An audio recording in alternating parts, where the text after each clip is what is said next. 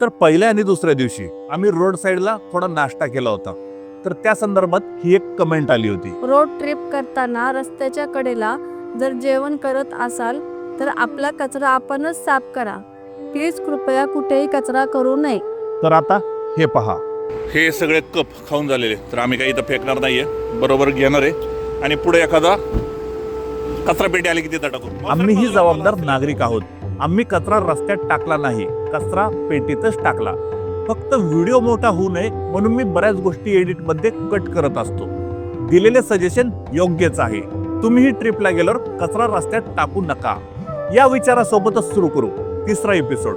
ही आहे आमची केरळ स्टोरी. हे पहा, हे हॉटेल होतं. आम्ही आता निघालेलो आहे. हा रोड, आपली गाडी, आणि आम्ही अशा पद्धतीने सामान मानलं होतं की पुढच्या 1-2 दिवसाचं सामान बारक्या बारक्या बॅगांमध्ये गाडीमध्येच ठेवलं आणि मग हे रात्रभर असंच राहून दिलं. म्हणजे तो त्रास वाचला, रोज काढायचा घालायचा. तर तुम्ही कन्नूरला इथं आले तर तुम्ही इथं राहू शकता. आहे, चांगली सर्व्हिस आहे. कन्नूर मध्ये आम्ही एका लाईट हाऊस पार्कच्या गेट पर्यंत आलो होतो, पण गेट वरून लाईट हाऊस दिसतच नव्हतं. मला वाटलं आज फक्त समुद्र किनारा असेल आणि समुद्र पाहण्यासाठी पर पर्सन 20 रुपये तिकीट कशाला द्यायचं, असा विचार करून आम्ही तिथून परत फिरलो. गुगल मॅपने आम्हाला हे कुन्नूरचं बीच असं दाखवलं, पण हे ॲक्च्युली पार्क आहे. पण कुठे लाईट हाऊस, पण लाईट हाऊस कुठे आहे? मला लाईट हाऊस दिसलंच नाही. पण नंतर समजलं की ही माझी चूक होती. कारण आत कन्नूरचं सुंदर लाईट हाऊस, गार्डन, म्युझियम आणि वरून दिसणारा समुद्राचा जबरदस्त व्ह्यू होता. हे लाईट हाऊस साधारण 23 मीटर उंच आहे आणि वर जाण्यासाठी स्पायरल स्टेअरकेस आहेत. खूप अवघड नाही, पण वयोवृद्ध लोकांना त्रास होऊ शकतो. आमच्या केरळ स्टोरीमध्ये मी सुरुवातीला सांगितलं होतं, आमच्या चुकांमधून तुम्हाला शिकता येईल. तर ही आहे आमची खरी चूक. कधी कधी 20 रुपये वाचवताना आपण 200 रुपयाची आठवण गमावतो. म्हणून कन्नूरला गेलात तर हा लाईट हाऊस नक्की पहा. कारण काही ठिकाणं बाहेरून साधी वाटतात, पण आत गेल्यावरच त्याची खरी उंची कळते.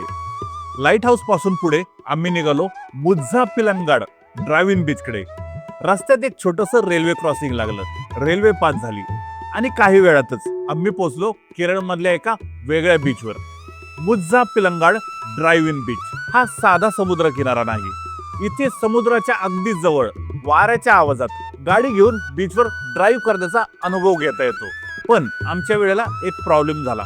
आम्ही बीचवर पोहोचलो तेव्हा भरती चालू होती. समुद्राचं पाणी खूप पुढे आलं तर होतं. गाडी आतमध्ये न्यायला बंदी आहे. तर त्यांनी अशी दोरी लावून ठेवलेली आहे. सांगता पण येणार, म्हणजे ॲक्च्युली त्यांना इंग्लिश पण बोलता येत नाही. त्यांना फक्त मल्याळमच बोलता येतं आणि आपल्याला मल्याळम बोलता येत नाही.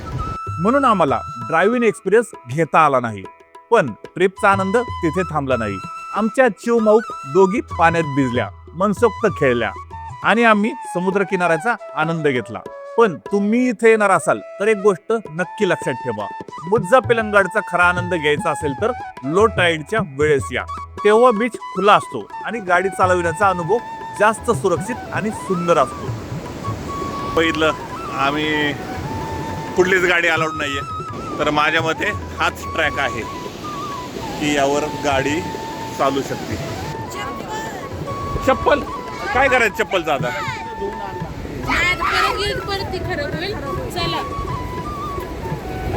पाण्यात धुणार ना. बीचवर येताना टाईड टायमिंग नक्की चेक करा. कारण इथे फक्त समुद्र पाहायचा नसतो, तर समुद्राच्या बाजूने ड्राईव्ह करायचा असतो.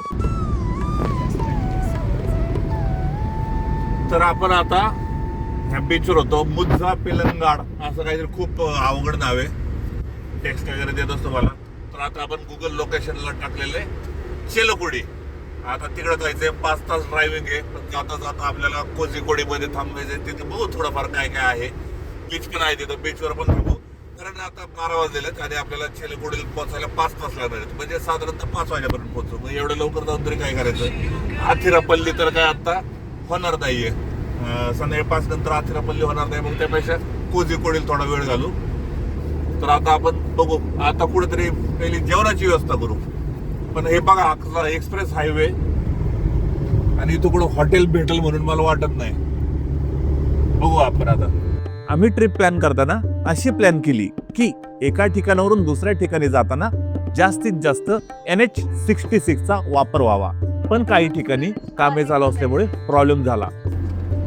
आता इथं लफडं झालंय बघा, इकडे मागं रोड बंद आहे आणि आता पुढं जायचं काय जायचं हे बघा, सगळ्याच गाड्या कन्फ्युज झाल्या तिथं. काय कळत नाही नक्की कुठं जावं आता. मग तो कार्यकर्ता पुढे जाऊन दाबला. मला असं वाटतं इथं जरा थांबून विचारावं. हीच ट्रिपची मज्जा असती. रोड शोधणे, शोधता शोधता तेथील लोकल एरिया पाहणे व याच कारणामुळे तेथील लोकल लोकांशी संवाद साधण्याची संधीही मिळते.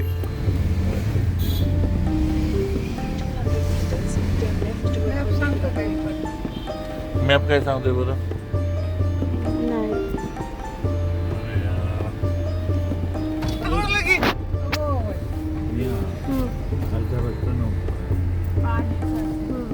आपल्या समोरून एक गेलं आता तिथं राहिला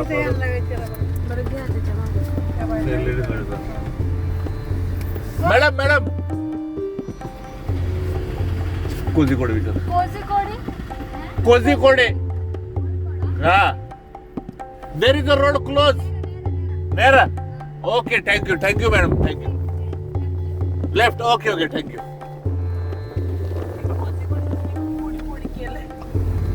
त्यांची टर्न असतो तो.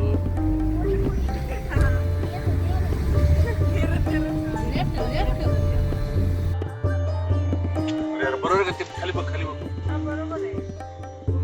तेथील लोकल लोकांना विचारण्याचा प्रयत्न केला, पण आमची भाषा त्यांना कळत नव्हती आणि त्यांची आम्हाला. कोझीकोड आहे. There is road. Okay thank you. आणि ही कामे चालू असताना टेम्पररी रोड बंद असायचे, म्हणून गुगलला पण हे अपडेट झालेलं असायचं. तरीही गुगल मॅप दुसरा रोड दाखवायचा प्रयत्न करायचा आणि आम्ही सुद्धा गुगल आणि लोकल जनतेच्या मदतीने रस्ता शोधत पुढे जायचो.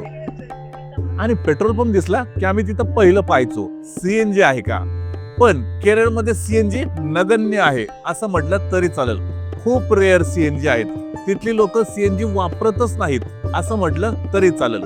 त्यामुळे आम्ही वेळोवेळी गाडीची टाकी फुल करायचो. अर्धी झाली की लगेच फुल करायचो.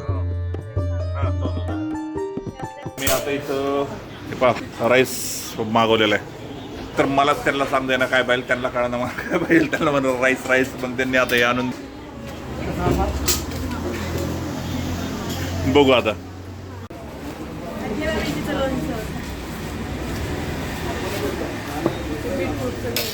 हे काहीतरी मिल म्हणून ऑर्डर करायचं त्यांना, मग हे सगळंच येतं त्यामध्ये. असं काहीतरी आहे, मिल म्हणतात वाटतं ते.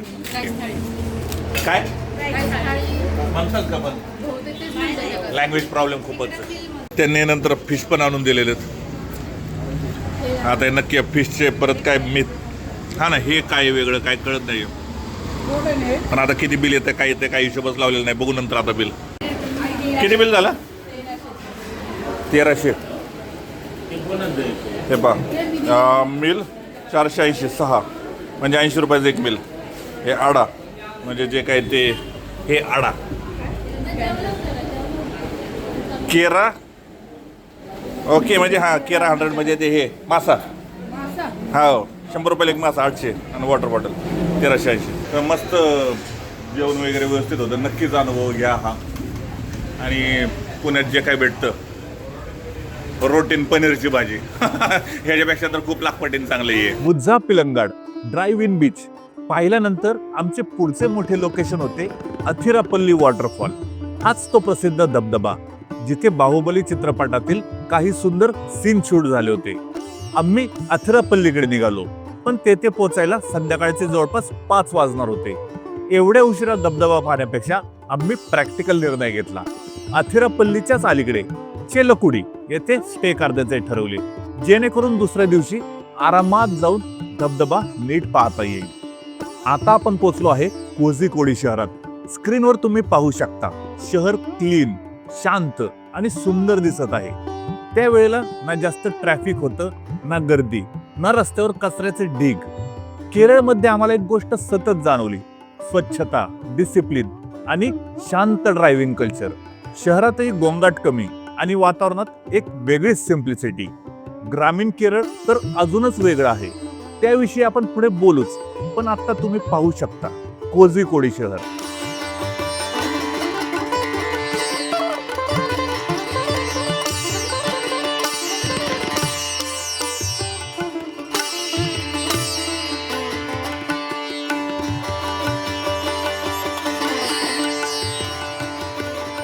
पहा आपण आता कोझिकोडी बीचला आलेलो आहे.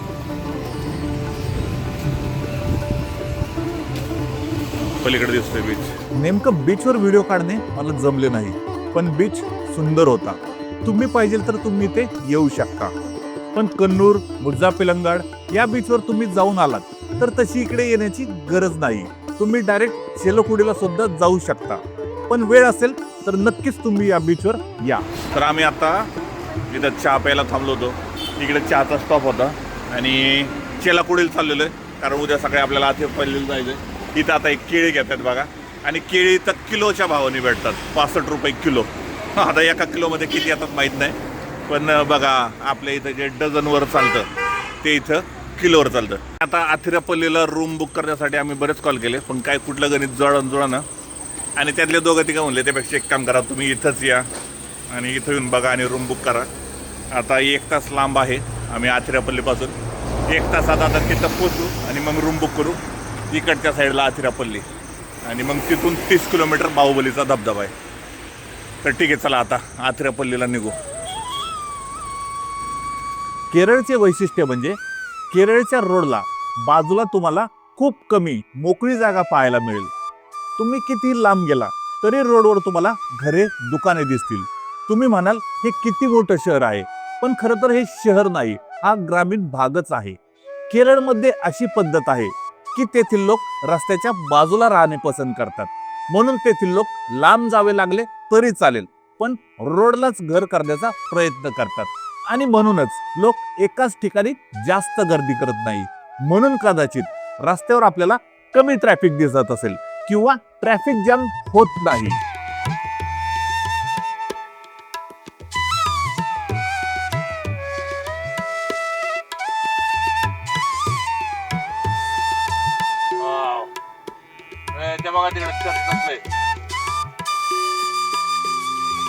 इथे आमच्याकडून एक चूक झाली. चेलकुडीमध्ये हॉटेल सर्च केले, एकाशी बोलणे झाले, त्याने लोकेशन पाठवले आणि आम्ही त्या दिशेने निघालो. ते हॉटेल 20 किलोमीटर आतमध्ये होते. हॉटेल ठीक होते, पण इतके आतमध्ये हॉटेल आम्हाला योग्य वाटले नाही. म्हणून आम्ही 20 किलोमीटर आतमध्ये गेलेलो, 20 किलोमीटर परत आलो. रात्री उशीर झाला होता, हॉटेल अजून फायनल नव्हते, म्हणून टेन्शन खूप वाढले होते. पण एक दुकानदार भेटला, हिंदी बोलणारा होता. तो मुंबईला राहून आला होता.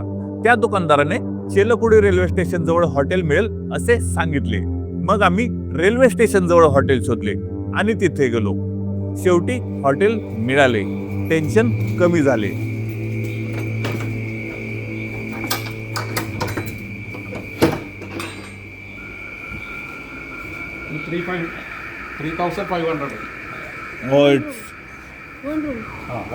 वाय त्यांनी ऑलरेडी आपल्याला 2-2 हजाराच्या रूम दाखवल्या होत्या, पण मोठा बेड पाहिजे का म्हणून विचारलं आणि ही रूम दाखवली. पण ही खूपच महाग होती, आम्ही नाही म्हणलं आणि 2,000 रुपयाला रूम घेतली. तर आता रात्रीचे 11:15 वाजलेले आहेत आणि इथं रूम बुक केली. आणि इथं पाही ना,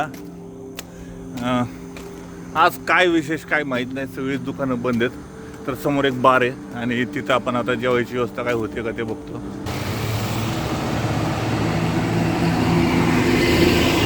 बघितलं पण बंद झालेले. आता आम्ही 2-3 ब्रेडचे पुढे जवळ ठेवले होते आणि त्याच्याबरोबर सॉस. आता आजची रात्र त्यावरच भागवायला लागणार आहे, कारण आता इथं सगळं खूपच अवघड आहे. इथं प्रॉब्लेम आहे की केरळ चांगलं डेव्हलप आहे, सगळं व्यवस्थित आहे.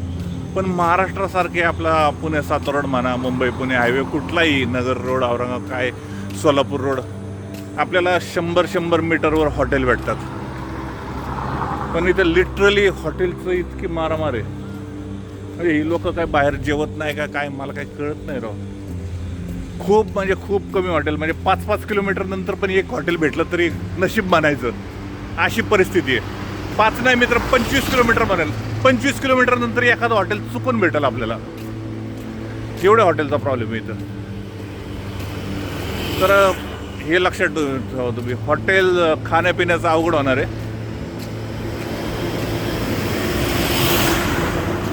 आपला कोरडा खाऊ वगैरे जवळ ठेवणे, फरसाण, ब्रेड, ठीक आहे, आमच्याकडे गॅस पण आहे, तर त्या गॅसवर काहीतरी करता तरी येईल.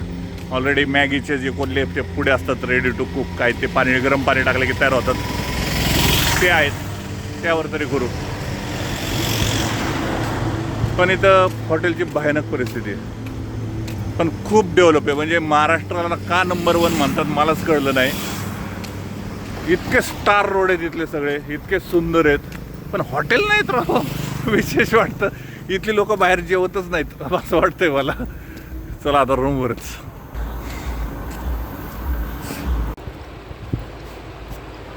ॲड्रेसला ऑर्डर नाही होतं. काय ॲड्रेसला ऑर्डर नाही होतं. स्विगी झोमॅटो काय? काहीच नाही. अरे यार, इथं राहण्यावर खायचे पण प्रॉब्लेम. काय भाऊ कसं करायचं आता? हा शिव बर ठीक आहे, चला आता खावं तेच. तर बघा रूम भेटत नव्हती, रूम भेटली. आता ब्रेड सँडविचवरच भागवायला लागलं. रूम दाखवायचीच राहिली, आम्हाला रूम भेटत नव्हती. म्हणजे इथं चिलकुडीमध्ये खूपच प्रॉब्लेम आहेत रूमचे. तर हे पाहिजे, पण इथं ट्रिपल बेडच आहे. ते म्हणले काय एक्स्ट्रा मॅट्रेस नाही. AC आहे, फॅन आहे आणि टॉयलेट बाथरूम आहे.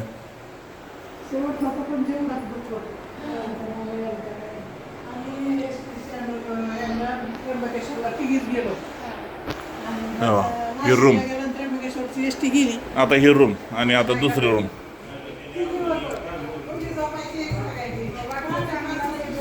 हे बाई दुसरी रूम.